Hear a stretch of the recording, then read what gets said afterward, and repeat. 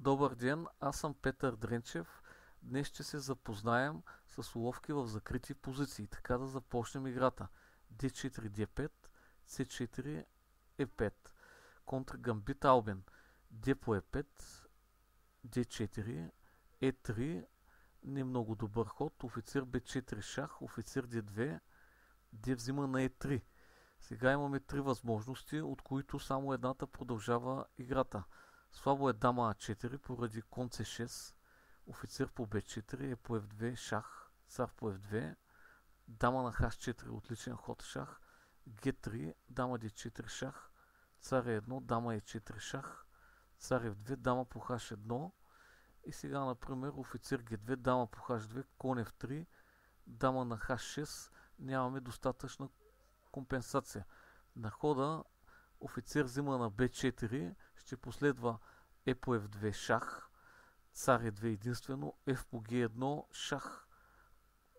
Произвеждаме кон с шах, отличен ход, цар e1 единствено, поради заплахата офицер g4 шах шех, дама на h4 шах, цар d2, кон c6. Играта може да продължи последния начин. Офицер c3, слабо е топ по g1, поради дама d4 шах топ.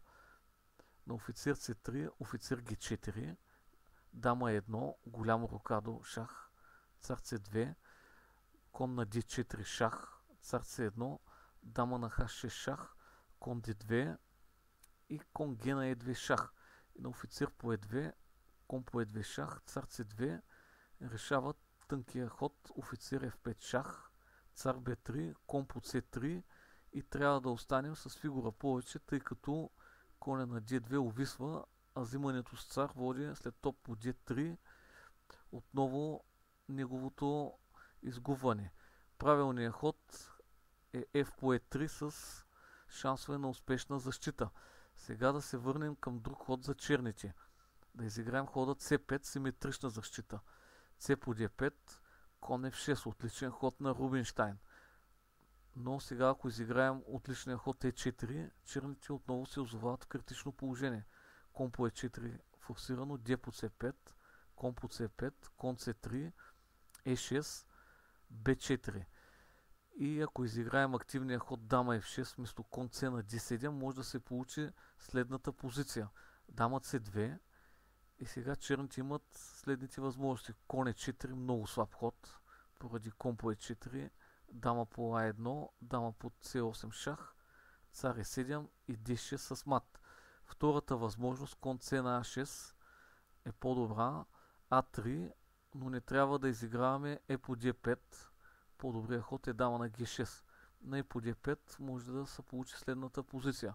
Кон взима на Д5, дама Е5 шах, кон Е3 и на лакомото дама по А1 ще последва дама по С8 шах, цар Е7, кон F5 шах, цар F6, дама на D8 шах, цар по F5, офицер D3 шах, цар E6, офицер C4 шах, цар E5, дама D5 шах, цар F6 и дама на G5 мат.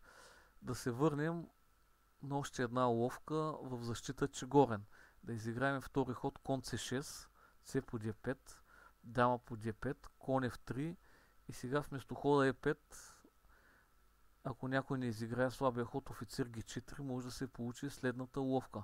Кон C3, дама А5, D5, голямо рокадо, офицер D2, офицер по F3. Заслужава внимание топ по D5.